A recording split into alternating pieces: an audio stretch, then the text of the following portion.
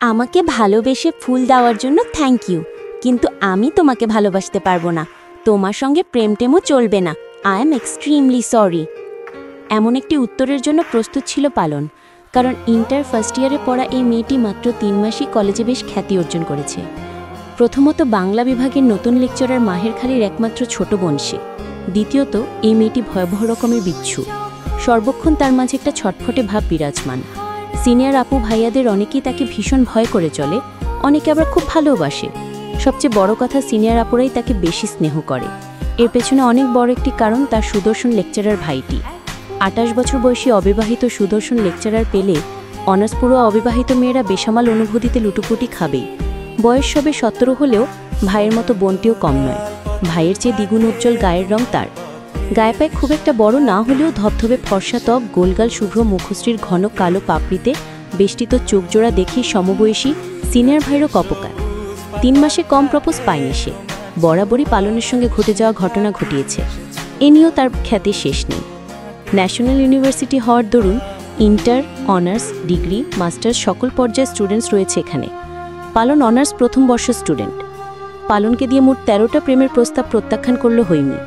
এই 13 বারে 12টা গোলাপ ঠিক গ্রহণ করেছে। বাকি একটা গোলাপ প্রপোজকারী প্রপোজ অ্যাকসেপ্ট না করাতে দেয়নি। এ নিয়ে অবশ্য একচোট ঝগড়া করেছিল ছেলেটার সঙ্গে। ছেলেটার বাইকের সিটে চুইংগাম লাগিয়ে প্রতিশোধ নিতে ভুলেনি। বর্তমানে অধিকাংশ ছেলেমেয়েরাই ইচড়ে পাকা, কিন্তু হৈমির বেলায় শুধু ইচড়ে পাকা নয়, মেয়েটি যেমন বাচাল তেমনি দুরন্ত। শান্তশিষ্ট প্রকৃতির মিষ্টিভাষী একজন গুণী শিক্ষকের বোন এমন অশান্ত কি করে হলো ভাবতে গেলেই মাথা ঘুরে যায়।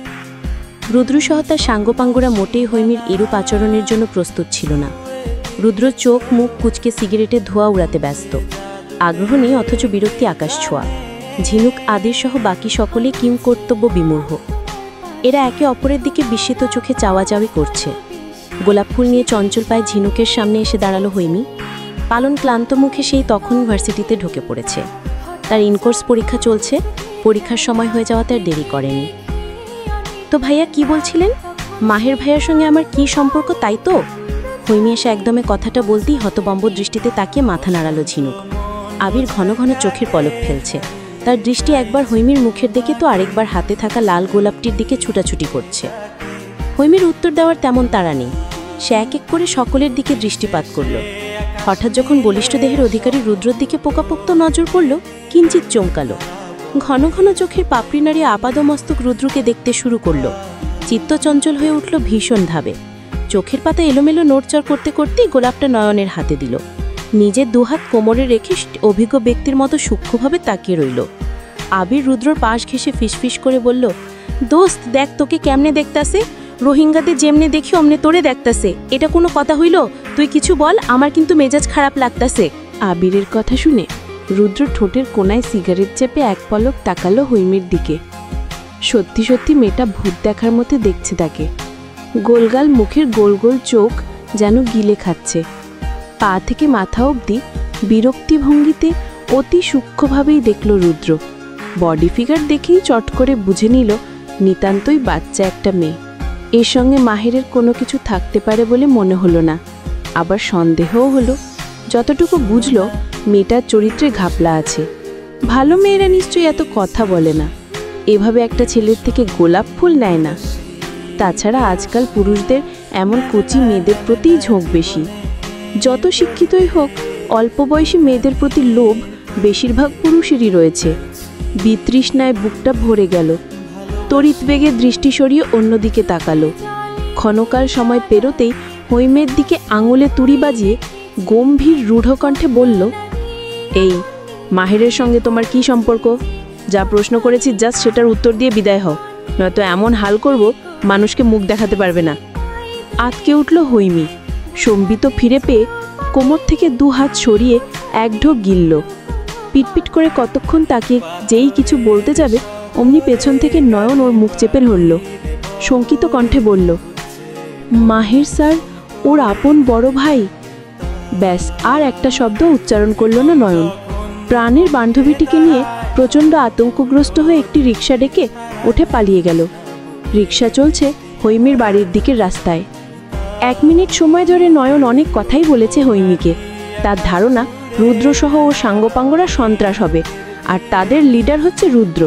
ওই তো লম্বা লম্বা চুল, মুখ ভর্তি বড় বড় দাড়ি, চোখ, মুখের ভাব, কণ্ঠস্বর সবটাতেই পাক্কা সন্ত্রাসের প্রতিচ্ছবি ফুটে উঠেছে। কি বিশ্রীভাবে সিগারেট খায়, নাক কুচকে রইল নয়ন। বাড়ির সামনে রিকশা আসতেই হঠাৎ হৈমি চিৎকার করে উঠল। নয়নকে আকস্মিক জড়িয়ে ধরে বলল, দোস্ত ফাটাফাটি। কি ফাটাফাটি রকমের ক্রাশ খেয়েছি? ভয়কাতুরে কণ্ঠে নয়ন বলল, প্লিজ এটা বলিস না তুই ওই সন্ত্রাসটাকে দেখে ক্রাশ খেয়েছিস। দোস্ত এই জীবনে আমি কাউকে দেখে ভয় পাইনি, কারোর কথায় আমার গলা শুকিয়ে যায়নি, বুকের ভেতর ধরাস করে ওঠেনি, কিন্তু আজকে হায় আমি ভাবতে পারছি না। তাড়াতাড়ি নাম, একটা সেলিব্রেশন হওয়া উচিত। রিকশার ভাড়া মিটিয়ে নয়নকে নিয়ে টানতে টানতে বাড়ির ভেতরে ঢুকলো হৈমি। নয়নের হাত পা এখনো কাঁপছে তখনকার পরিস্থিতি মনে করে। কি চেহারা, কি কণ্ঠস্বর, কি ভয়াবহ হুমকি! পুনরায় গা শিউরে উঠল তার। অথচ হৈমি কিনা ক্রাশ খেলো? মেয়েটা কি সত্যি পাগল? তখনই ক্লাবের কয়েকজন সদস্য ধরে বেঁধে নিয়ে এসেছে। এখন তারা জটলার মাঝখানে মাথা নিচু করে চোখের পানি ফেলছে। সমস্ত ঘটনা শুনতেই রুদ্রের চোখ কান উভয়ই রক্তিম হয়ে উঠল। দুহাত মুষ্টিবদ্ধ করে রাগ নিয়ন্ত্রণ করার চেষ্টা করেও পারল না। তড়াক করে এসে জটলার ভেতর ঢুকে ছেলেটাকে এলোপাথারি আঘাত করল। মেয়েটার গালেও কয়েকটা থাপ্পড় লাগিয়ে দিয়েছে।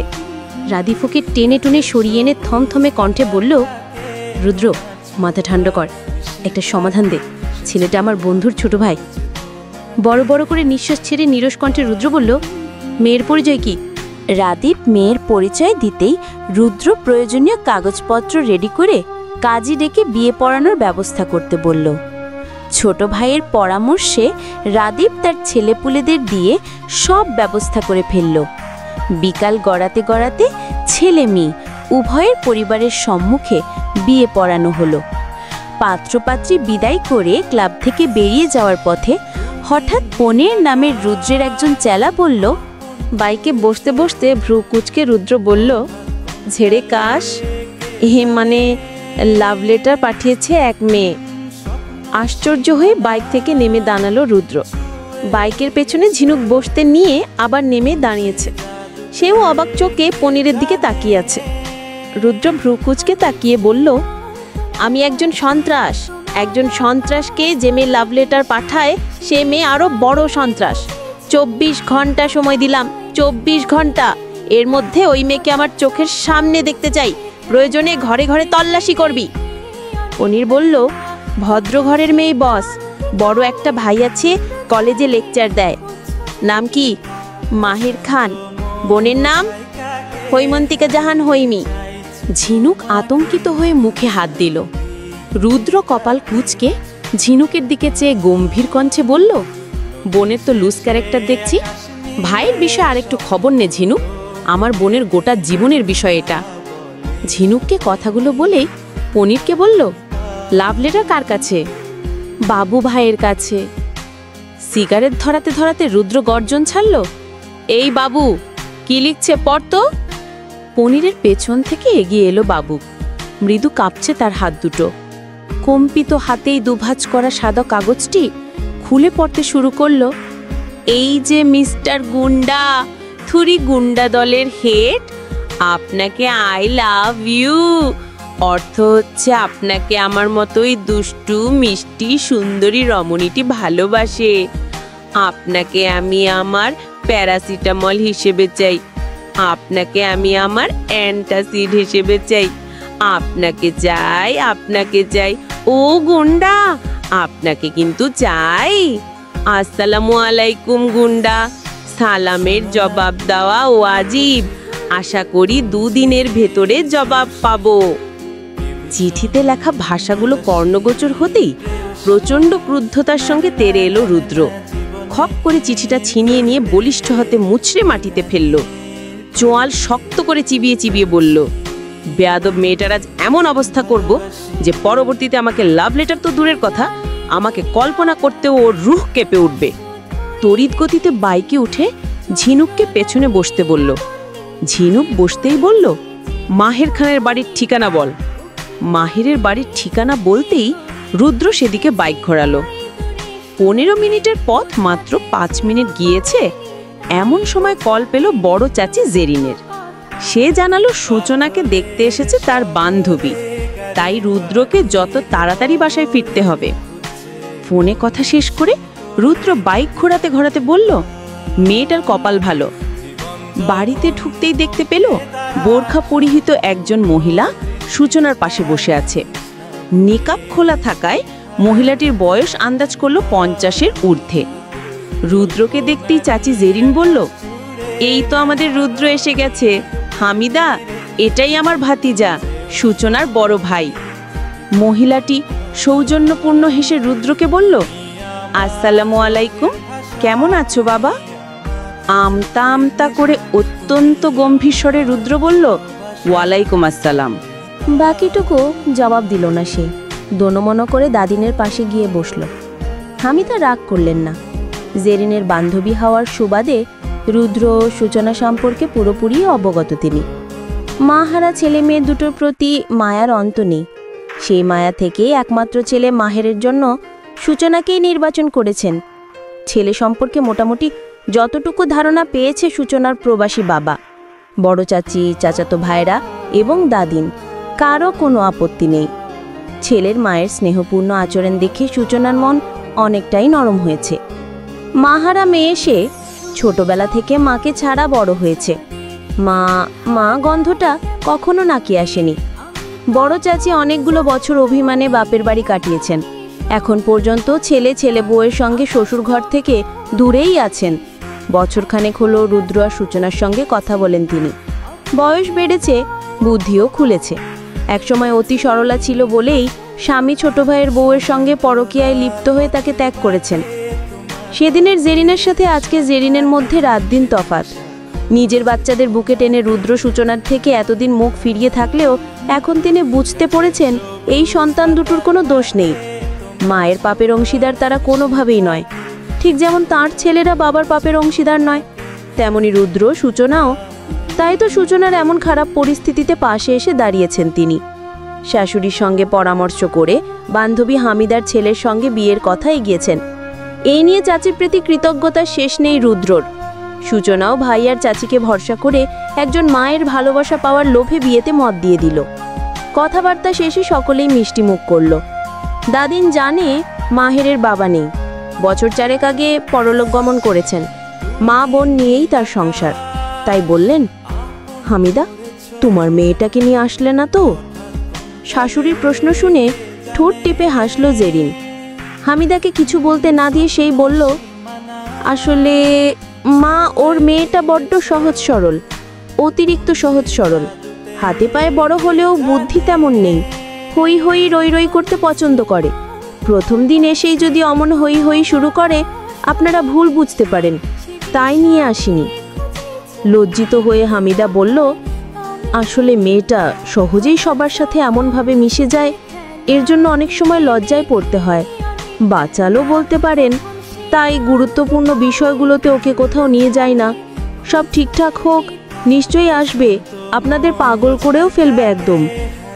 এমন সময় রুদ্র দাদিনের কানের কাছে মুখ এনে বলল, দাদিন, আমার কথা আছে। কি বল, তোর কি আপত্তি আছে? ইতস্ততভাবে রুদ্র বলল, ছেলে নিয়ে আমার সমস্যা নেই, কিন্তু ছেলের বোনকে নিয়ে বিরাট সমস্যা। দাদিন চোখ মুখ ছোট করে বলল, সে কি? বিয়ে দেব আমার নাতনিকে ওই ছেলের কাছে। আমার নাতিকে দিয়ে তো ওই ছেলের বোন আনবো না, তাহলে তাকে নিয়ে কেন সমস্যা থাকবে? হক চোখে রুদ্ধ বলল, ছেলের বোন চরিত্র খারাপ দাদিন। কি বলিস? আমি জীবনেও বিশ্বাস করব না এটা।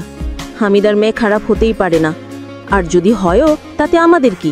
তাকে তো আর তোর বউ করে আনছি না। বিয়ে ঠিক হয়ে গেল।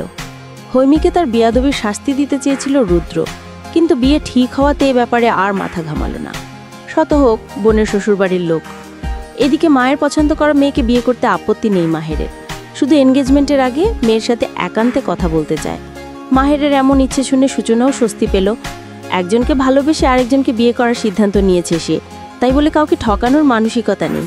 আগামীকাল বিকেল 4টায় মিস্টার মাহের খানের সঙ্গে মিট করতে যাবে।